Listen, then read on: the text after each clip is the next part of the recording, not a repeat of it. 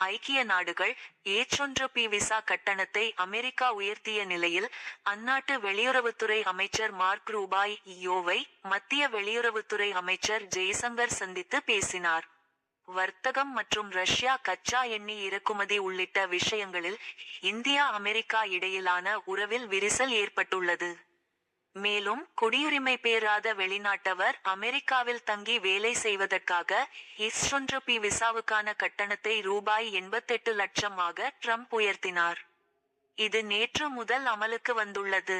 இது அந்நாடு செல்ல விரும்பும் இந்தியர்கள் மத்தியில் அதிர்ச்சியை ஏற்படுத்தி உள்ளது.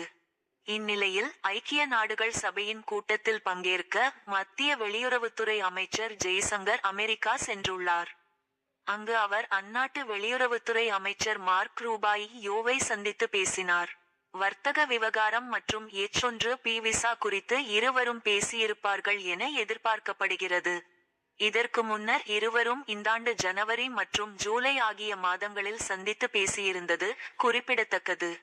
வர்த்தக பேச்சுவார்த்தைக்காக மத்திய அமைச்சர் பியூஷ் கோயல் தலைமையிலான குழுவினர் விரைவில் அமெரிக்கா செல்ல உள்ள நிலையில் இந்த சந்திப்பு நிகழ்ந்துள்ளது.